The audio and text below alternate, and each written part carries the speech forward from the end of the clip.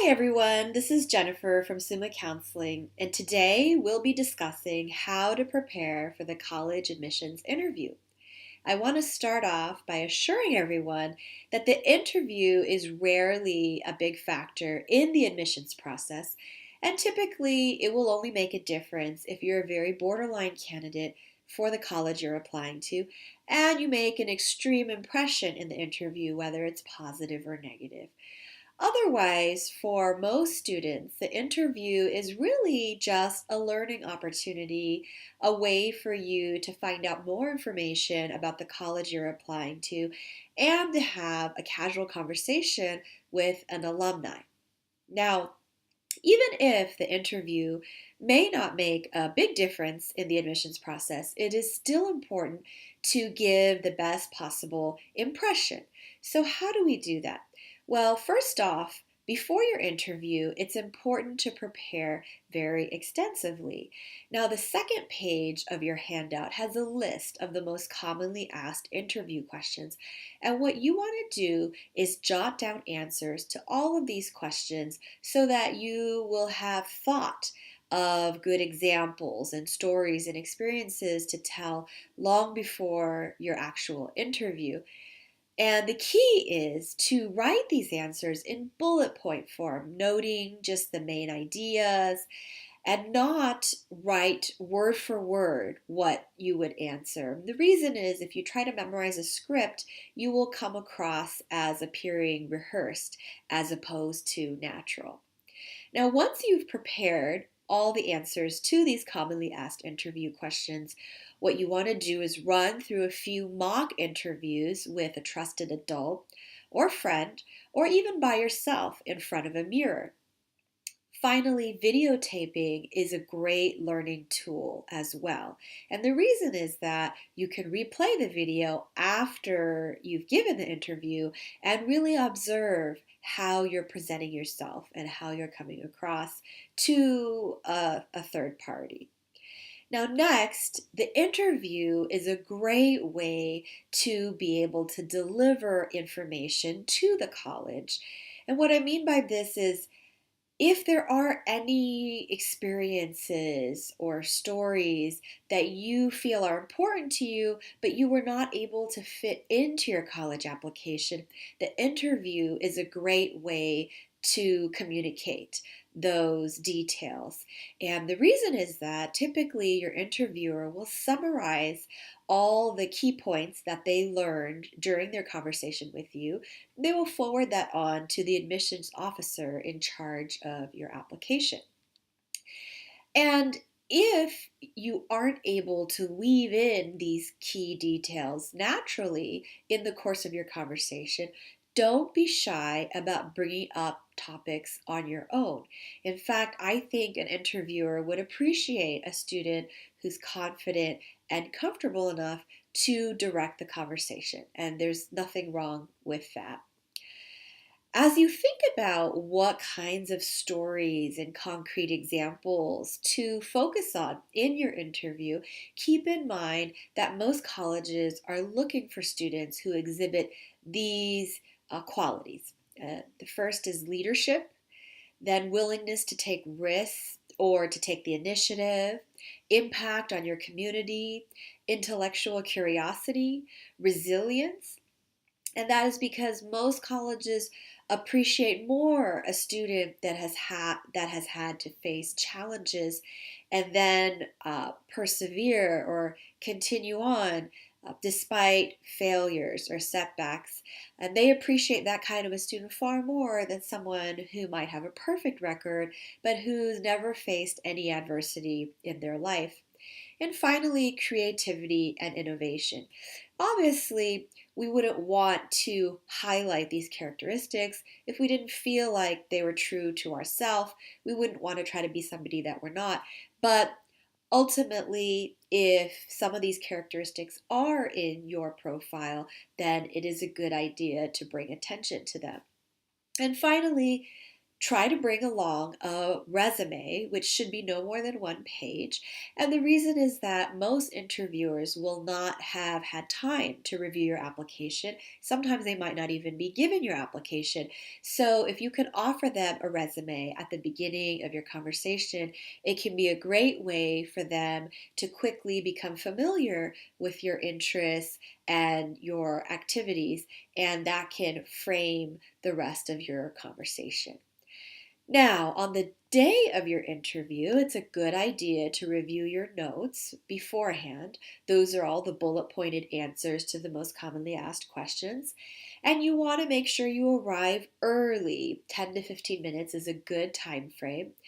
And dress nicely. The goal should be business casual, unless you're invited specifically to dress less formally. But even then, I would encourage students to avoid being too casual, wearing t-shirts or jeans.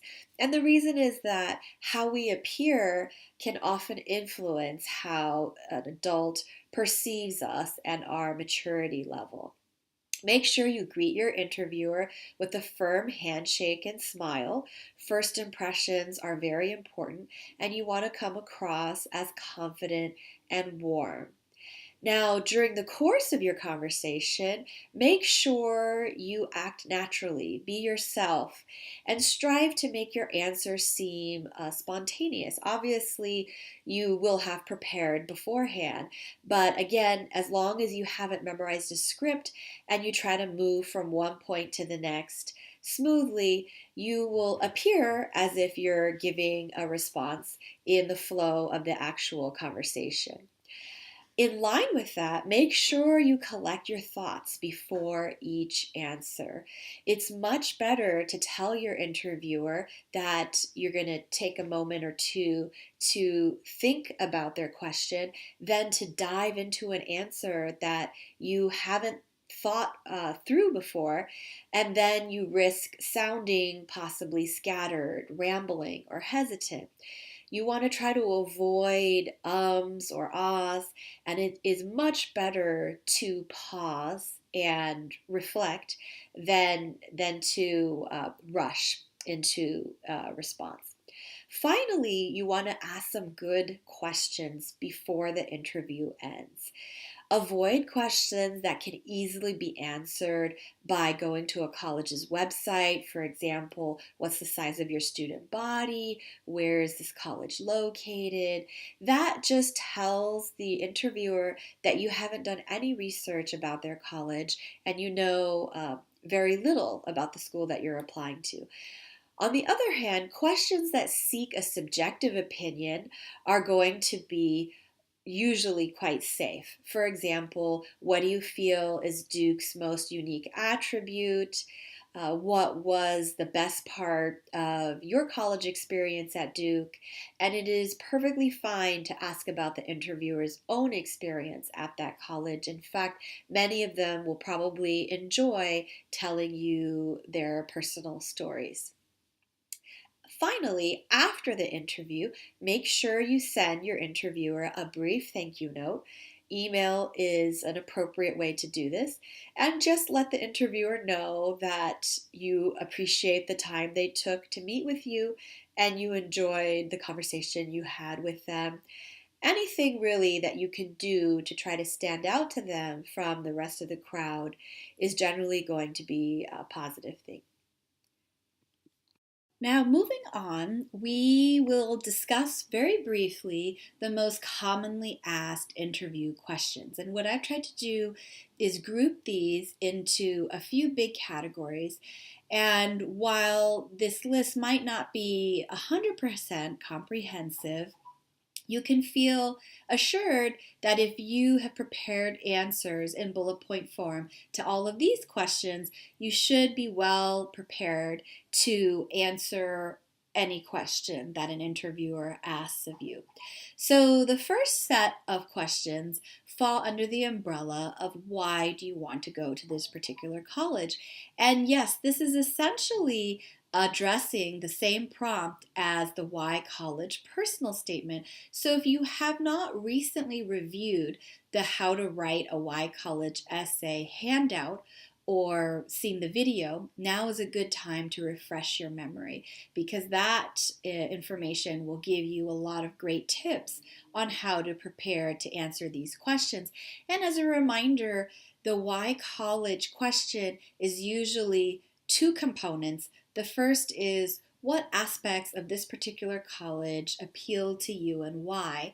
And the second is, what aspects of your own personal experience and characteristics and background make you a particularly good addition to this college.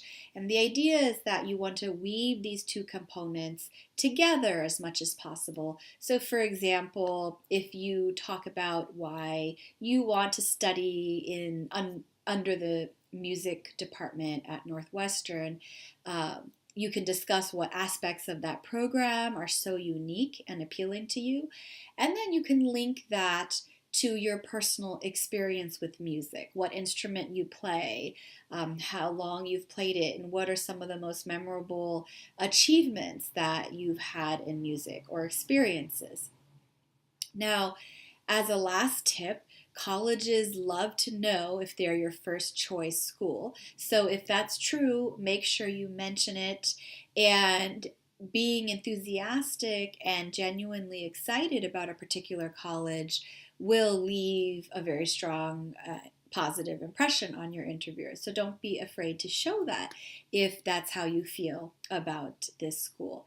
Now, the second group of questions falls under the category of personal characteristics. So questions would be, what adjectives best describe you? What are your greatest strengths and weaknesses? What's an obstacle, failure, or a mistake that you learned from?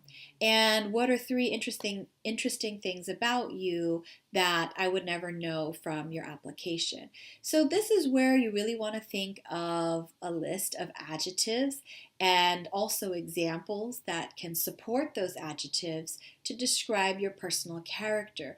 I would point out that you should avoid the most common and cliched adjectives, such as I'm very hardworking, very diligent, very responsible, even being trustworthy and loyal, while not the most cliched, are not extremely unique. Adjectives that they would hear a lot less often would be a daydreamer, for example, or a deep thinker, possibly even a sentimental or nostalgic, spiritual maybe, grounded, or even emotional. Although if you did use the word emotional, I would encourage you to give some examples so that it's clear you've put a positive spin on it, because that can sometimes be taken a little negatively. And finally, as a note about talking about your weaknesses, whenever an interviewer asks this, I caution students that it is a bit like a trick question, because they don't simply want to know what your weakness is. What they really want to know is how you've tried to improve upon your weakness, or what strategies have you used to overcome your weakness, and maybe how all of your efforts have led you to really minimize this weakness. And the idea is that you want to frame your answer in a positive way. If it's purely negative, that will definitely not give a good impression. Next, we have a group of questions under the umbrella of extracurricular activities and academic passions. These will be questions like, what is your most meaningful activity or your favorite subject at school? What do you find intellectually engaging? And what do you like to do in your leisure time? So feel free to use this as a space to talk about activities that are not formally on your resume or in your application. You could, for example, talk about how you like to write poetry or maybe even music on the weekend, how you've tried to publish a children's book, even if you haven't had success. Again, as I mentioned before, there's no expectation that you're perfect.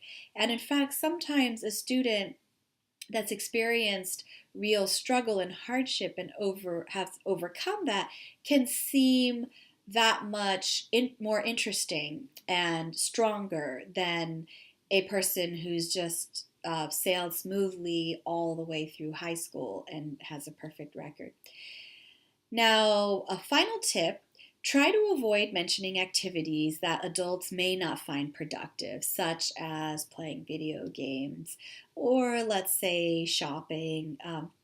There's some leisure activities that are perfectly legitimate, and they are ways that we relieve stress and entertain ourselves, but they're not activities that an admissions officer would find particularly productive.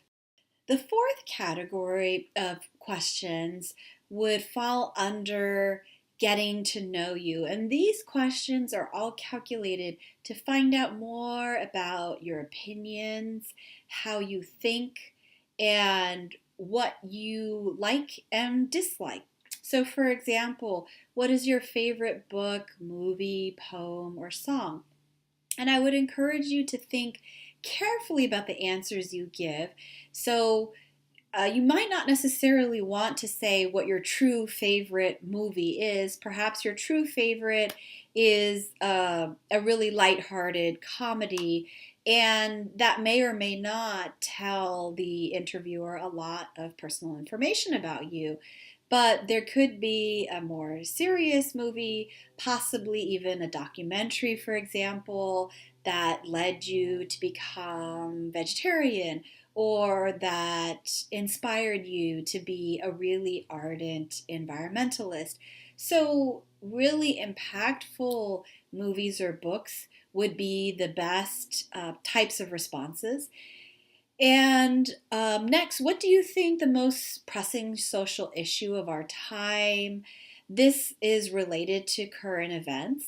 And if you are not the kind of person that reads newspapers or follows the news online, it's a good idea to do so at least a few weeks before your interview, because it's very possible your interviewer may ask you for an opinion on current events. And it is a good idea to come across as somebody who's well informed. Now, obviously, you don't have to go overboard and actually study for an interview, but at least if you have a couple of important or possibly controversial topics that have been highlighted in the news that you know well enough to speak comfortably on, then you'll be able to field these types of questions. And I should note that most of the time when interviewers ask about current events, they won't put you on the spot by specifying only one event. They'll ask a much more broad question like, lately in the news, is there something that you've been following or that concerns you or that you've been worried about? Now, other types of questions: what challenge must we overcome to ensure the survival of humankind? If you had $1,000, what would you do with it? If you could change one aspect of your school, what would it be? And what historical moment do you wish you could have witnessed? So these are all designed to get to know more about you and the way that you think. And finally, the last category of questions has to do with your future major, possible career goals, and interests. What might you want to study in college? What kind of career would you find exciting? What are your future goals? So, obviously, not every high school student will have well defined answers to these questions because you haven't been to college yet. And the point of college is to explore and possibly change paths once or maybe even multiple times. But the key is that even if you're not sure, you want to be able to speak in an informed way about your interests. So this can be as simple as your favorite classes in high school, your favorite subjects, and why they excite you, what draws you to them. If, let's say, literature is your strongest subject, What are some of your favorite books or some of the favorite projects that you've had to do in your class? And in the future, if you don't know exactly what your career will be, are there certain fields that you find intriguing and why? It doesn't necessarily mean that you're committing yourself to studying these fields. Interviewers just want to find out what excites you and what makes you intellectually curious about the different departments that you can study at the college level. So you want to speak intelligently about that. And that wraps up our review of the most common college interview questions.